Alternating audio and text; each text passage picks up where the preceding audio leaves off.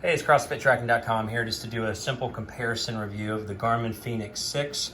This is just the full standard version, and this is technically the Sapphire with carbon DLC coating versus the new Polar Grit X. There's been a lot of debate over the overall thickness of the watch, and we'll look at that in a second. Plus, just a basic summary of the two side by side. You can just sort of see a visible difference. We're not going to get into a very in-depth comparison of the specs and some of the calculation differences, just looking at some of the surface differences of the two so you can get an idea of the feel and the weight side by side. So both sport a 47 millimeter width.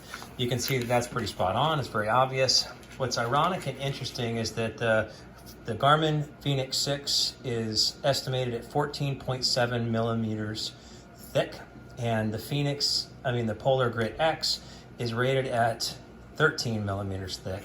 But lo and behold, so Grit X on top, when you hold them at a gap, the Grit X is actually thicker.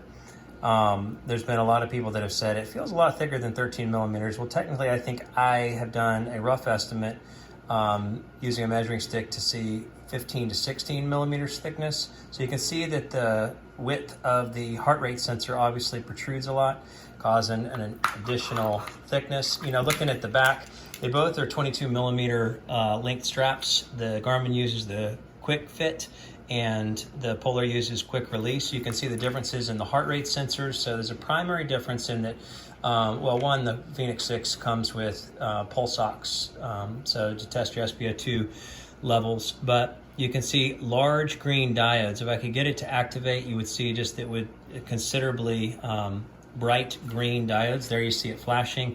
Polar has opted for smaller diodes and a lot smaller specs, but there's more of them. So you have 10 diodes on the new Polar Precision Prime heart rate monitor, obviously a variety of different colors. And then in running side-by-side tests, and this is going to come more in a full review of the Grit X, as I've done the initial review and a 2-week review, and then a final review will come in a week or so. But I'm getting a lot better readings on the Garmin Fenix 6 series as well as the 945 and the 245 that all use the same heart rate sensor, because it's just bigger, brighter lights versus Polar's multiple but smaller bright lights, as well as the new color scheme is just not tracking as accurately for me.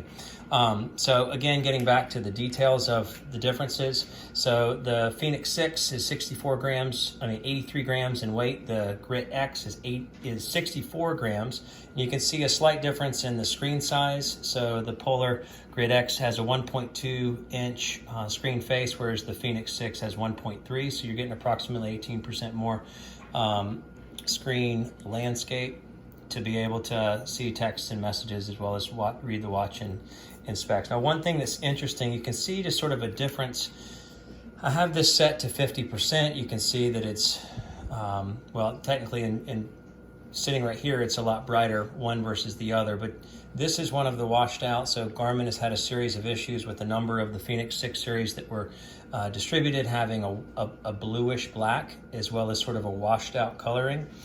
This is actually one of those. So this is not the crisp, clear black versions with crisp, clear colors. It's more bluish in tint. Whereas the Grit X versus the Vantage series has a much clearer blacks and much better colorization. So the screen is better. The backlight is the same brightness. And so I've said this in multiple subsets of reviews for the Grit X.